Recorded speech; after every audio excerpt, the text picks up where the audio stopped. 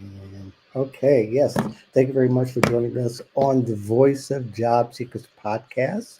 If you're attending the LinkedIn Live, welcome to join us in the chat. We'd love to hear your questions. I'll be watching that. If you have any questions, you want to make any comments, you can say hi to Lorrain. Let us know where you're from.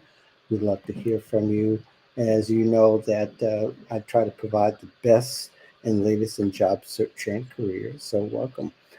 Today's very special guest, and I know Lorraine has been on tons of podcasts in the last year or so, and probably even more so in the last 6 months since her latest book came out, which I'm going to show you, or that you already see on your screen, Unforgettable Presence.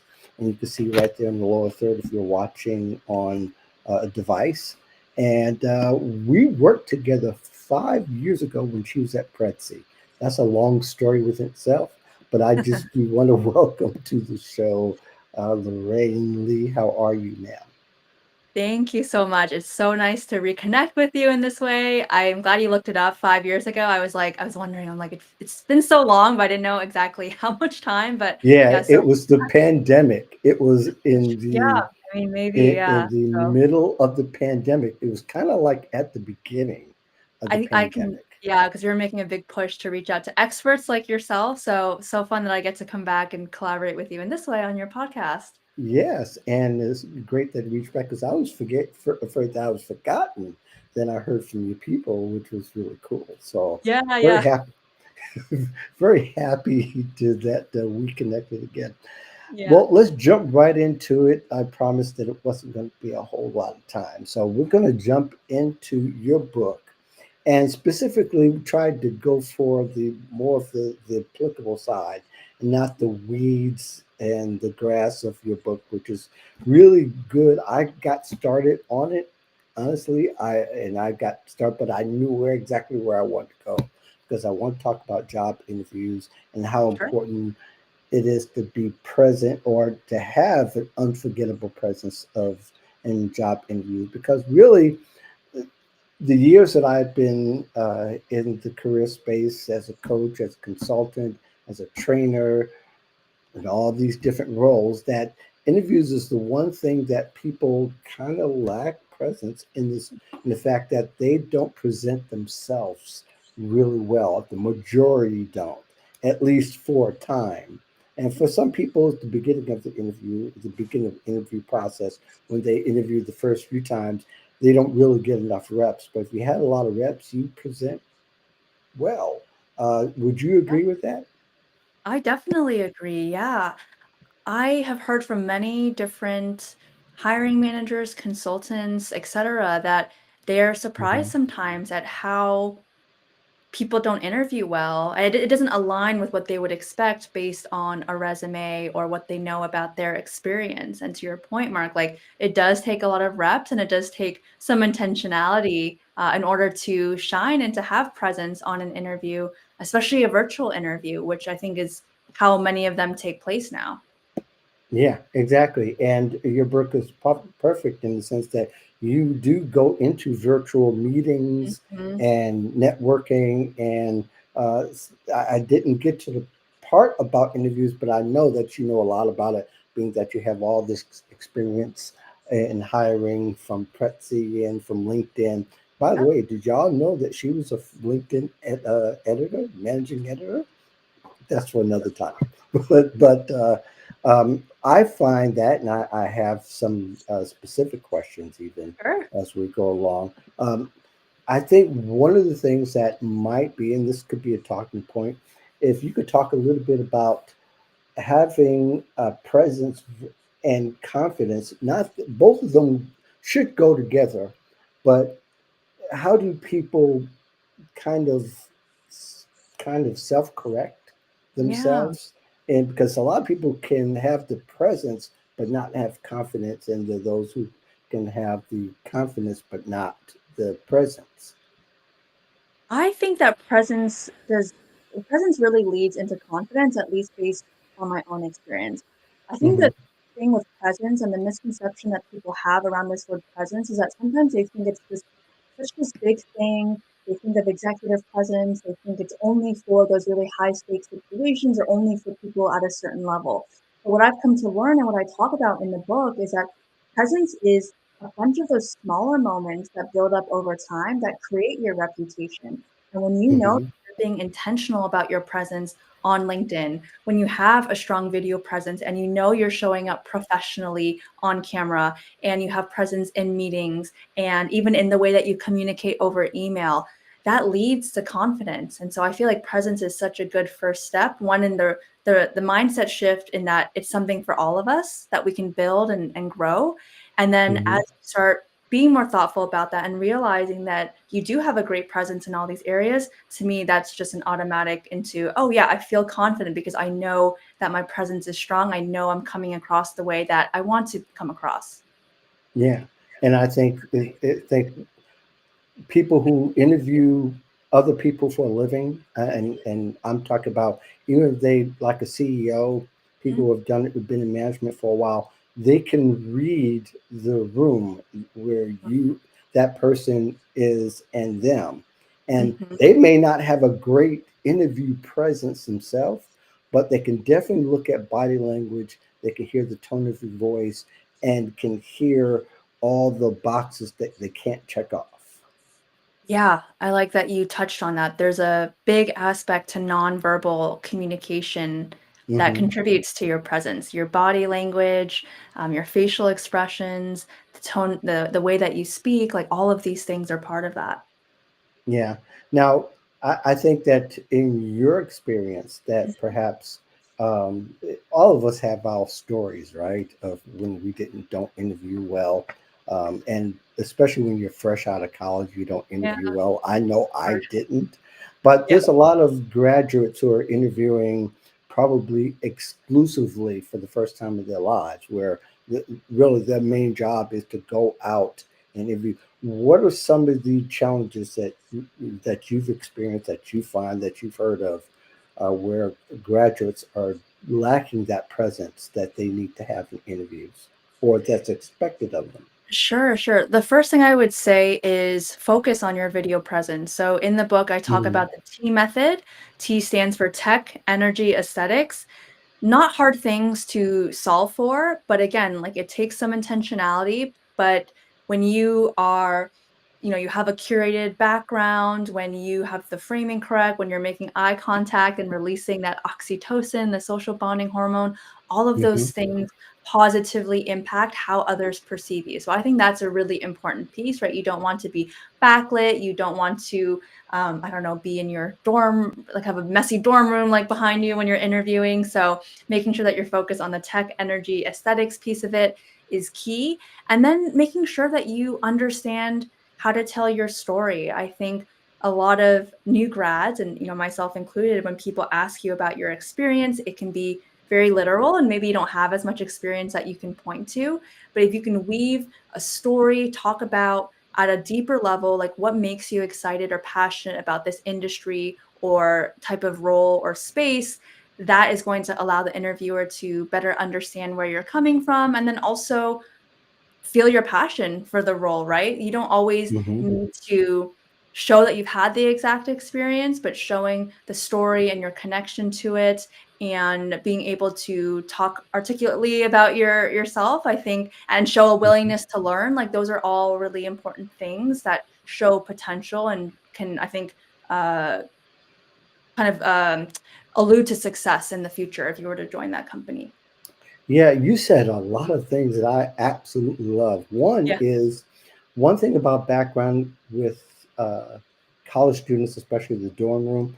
I recommend it to a college student that they go to a library and hold a room just for Mhm. them to interview and just for them to work, because always the background It looks is nice. Yeah. vanilla, it's Yeah. conservative, Sure. and may even have a college look, which is appropriate for a college Yeah. student to have that, or Sure. even a graduate. And Mhm. the other thing I love that you said too was the fact that it brought out the enthusiasm. It, there is a thing called unemployment fatigue. I don't know where I got that Yeah. but it can come across, especially for those who are a little bit older, seasoned, and have been looking uh, for a job for a long time, because we got a lot of Sure. people like that in this Yeah. particular economy. After 6 months, you're tired of being home. Yeah. You're tired of looking at your computer, and you can actually miss opportunity if you're not sharp, because you can Yeah. fall, your presence can fall between the cracks. Yeah, I think that's a very real thing. Job application burnout as well, like, Mhm. that's it can happen, and so, that to that point, like, we wanna try to be as focused as we can and understand what exactly do we want for ourselves versus, spray and pray our applications and just hope, like, one of them comes through, when you can instead focus your energy on those specific opportunities that you really want. Then as a college student or someone who's more experienced in the industry, "Oh, I'm actually gonna spend my time not wasting interviews on and my time on things I don't actually want, but now I'll redirect some of that attention to, oh, maybe I find someone who works at the company and I'll do an informational interview with them. Mhm. Or let me practice my skills for this particular role that they're asking for. Or let me, I don't know, just something, anything that can be more, let me make sure to reach out to the hiring manager and say Right, hello." Like all those right, things can help right. you be more likely to get that specific role that you're actually excited about. Right, and I think you brought up a great point about practice, because interviewing requires practice. I don't It care what does. anyone says. I don't Yeah. care how many times you've done it through your years. That you need to practice the, not just the interview, but also get the feedback that you need from it, because also your body language says things that your mouth can't say or Yeah. can say. Yeah. Yeah. I would say body language is one of the missing pieces in a lot of interviews. So I talked Mhm. about tech energy aesthetics before, the T method. Yeah. The Hmm. aesthetics piece is make sure you have the right framing. You have excellent framing right now. Where that I can see your head, I can see a little bit of your torso, and I can see your Hmm. hands on camera.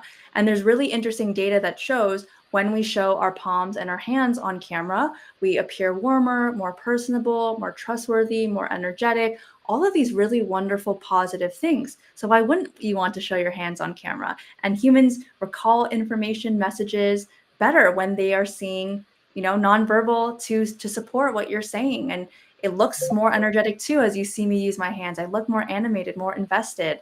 And Hmm. so, yeah, that body language, it makes a big difference when you are interviewing. Yeah, I equal having. I don't show my hands most of the time, except when I touch my face, because Okay. I am insecure about my hand gestures, because I don't know. It comes from having sort of a theater background from high school and college, that I Yeah. use my hands so much, and someone told me it was distracting.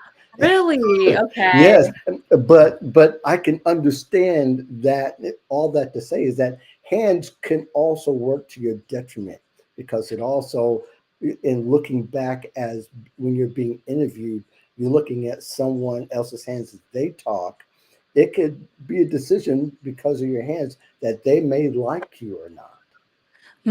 I think with hand gestures, yeah, there's definitely like, oh, if you're just like here all the time and just kind of like crazy over the top, I think really what you want to do is not overthink it too much. And Hmm. when we talk normally, like our hands will move with the way that we talk. And so try not to overthink it. See what your hands do when you talk. Watch yourself even off camera, like when you're talking to friends or family, like how your hands move, and Right, and and then let them move, right? Don't like sit on your hands or just let them rest on your keyboard. I do think there's value in having them shown, but again, we don't want to be like jazz hands the whole time, like right. overly energetic. But there's a positive effect to using them.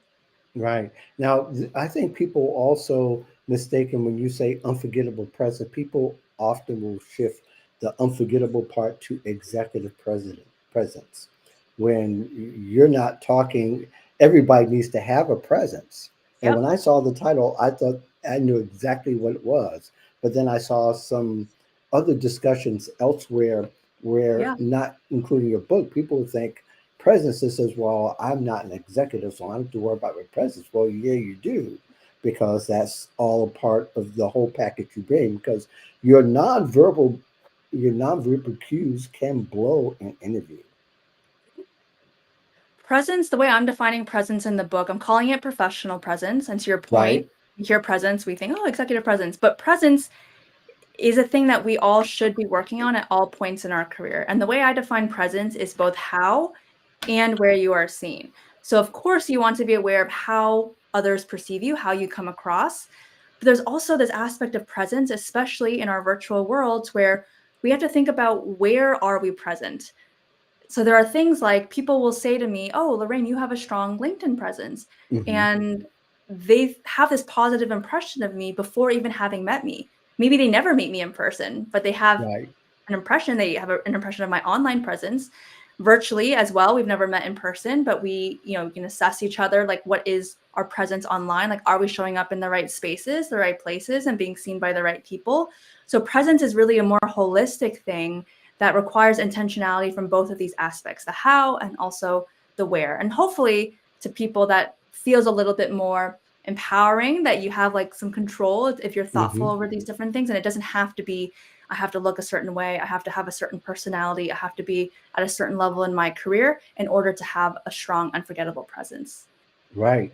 And that brings me to you're just going right along with the script that I gave you. I'm just kidding, but but I think relationships do matter when it comes to presence, and probably not so much in a job interview. Although there have been a couple of times when I interviewed with people I was already familiar with that I already Mm. knew in a work setting. Not everybody has that luxury, but it kind of needs to feel that way to make that kind of connection to increase or enhance your presence, don't you think? Definitely. Relationships are such a foundational piece of business. So I'll give one of Hmm. my favorite tips for people who are trying to build relationships quickly in a job interview, because it's not always easy. The Hmm. fastest and best way to do this is to get rid of autopilot small talk. So instead of you're Hmm. interviewing saying, "Oh, good to see you. How are you today?" And you say, "Oh, I'm good, thanks. How are you?" And then your recruiter says, "Good, thanks." Okay, well, thank you for joining me today. Like, let's get started. Instead, next time the interviewer asks you, "How are you doing today?" you can change it up. Don't respond in an autopilot way with what you always would have said, right? Instead, "Oh, I'm doing wonderfully. I went on a walk earlier today," or "I am so excited to be chatting with you today. I'm doing great." And automatically, it's a little bit different than what the interviewer is used to hearing. And Hmm. if you can start sharing a little bit more about yourself, "Oh, I went on the walk," or I'm really excited. I was just reading this blog post about the company. Like, now you're creating a little bit more conversation and ways for the recruiter to follow up and ask you some more questions. And then you get to know each other a little bit more on a personal level. But small talk is one of the fastest ways to build relationships. We are just stuck on autopilot small talk, which is why everyone hates it. But if you can add a little bit something, just break out of that autopilot normal reaction, then yeah, that's how you're going to start connecting and being more likable, right, to the interviewer. Right, right. I agree. Comment on so you have a very nice staff, or Hmm. I saw this artifact downstairs. How long has it been there? What's the history Yes. behind? Yeah. Sometimes getting them to talk about it also Hmm. exudes your enthusiasm about the company because you're looking carefully and you care about the surroundings and you're Yeah, impressed by it. So it really for does sure. leave an impression on. Let's Mhm. talk a little bit about virtual interviews again, just for a hot second. You touched on a little bit and talk about hacks for like a virtual setup because lighting and sound are really big deals, and there's also the place where people fall through the cracks, Mhm. and it Yep. really happens the most. Not so much when you do it with a live person, but I Mhm. think it happens a lot when you're doing it with an AI avatar. And I know a lot of people have commented over the past few years that as they do it, it seems cold and bitter and it kind of shrinks the presence. So, do you Yeah. have a hack for that? Are you saying they're interviewing with an AI avatar? They're dealing with an Oh, AI avatar. So the oh, avatar will ask them a question and they're supposed to respond. And oh, and sometimes you don't get the feedback yeah. from the person saying, "Oh, your lighting is a little bit off. Oh, your sound isn't coming through."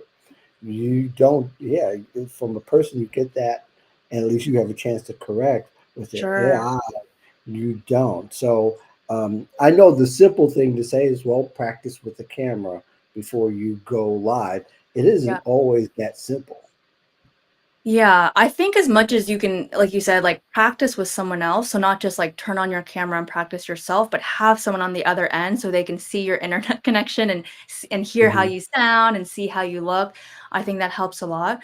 Yeah, I haven't heard that much like AI interviewers, which is well, this world we live in is crazy, but Yeah, and I think it for a lot of people, they've been. I think a lot of people have done it for a long time. You don't think of it AI, but they have an avatar and they're responding to to for something that sure. that isn't moving.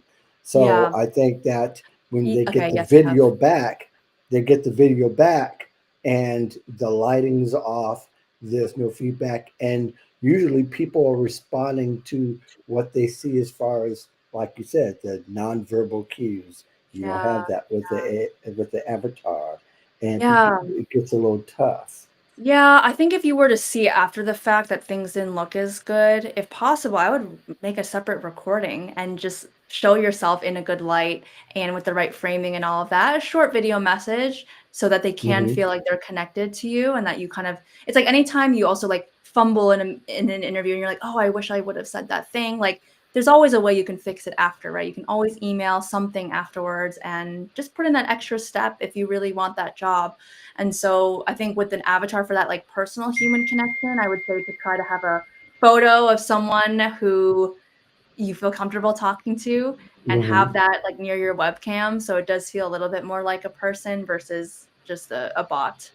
Right, right, right. And I think, from my theater background, you can Yeah. mark your room where Mhm. it's the perfect camera angle Yeah. and what the lighting is and the setting, so that Mhm. you can get that you can be assured that at least they can see and hear you. For sure. Although although the Wi-Fi connection is a great point that you made, that's Yeah. not always predictable, I know. and that's not unpredictable. I mean, I have a huge Wi-Fi running through here because I Uh-huh. do a lot of videos and I do a lot of streams, and I have to have it, and I need to make sure that my downstairs has the same amount as well. And I think Yeah. sometimes location matters just as much as your Yes. lighting does. For sure. For So, sure. so great. Is there anything else you want to add before we sign off here? And I really appreciate your time, and to get a few minutes with you is like gold Oh. Oh, of for course. Oh me. my gosh. So, No, yeah. I was honored to come on and to collaborate with you again in this way. I think, yeah, I'm just excited for people to read the book. It covers all the skills, the soft skills, the human skills that I feel are so, so important for to help us stand out in this very competitive landscape that we're in now. So meetings, presentations, LinkedIn, your video calls, executive Hmm. communication, etc. So it's the book I wish I had when I was starting off my career. And so it's going to help people work smarter, not harder, and go from overlooked to unforgettable. So really excited for Hmm. your audience to check it out. And where would you prefer people to go to get the book if they're interested in it? The book is sold anywhere where books are sold, Amazon, Barnes& and Noble, etc. So feel free to grab your copy wherever makes sense, for you. And some airports, from what I Some understand, too, airports, right? yes, yes, good call out, yes. Great. Well, thank you, Lorraine, for coming on the Voice of Job Seekers podcast. It was probably about time that you did. Yeah, But our 5-year anniversary, yeah. you're right, right, exactly. And thank the rest of you for joining us here on the Voice of Job Seeker podcast. Uh, if you have any questions for Lorraine, you can feel free to put it in the LinkedIn chat, or you can feel free to contact her. It's best that you go ahead and just connect with her on LinkedIn. You You got can it. see all her posts because she's a regular poster, and at least most of the days of the week that she is. And it's Exactly, usually yeah. great stuff about the book and everything that's related to having your unforgettable presence.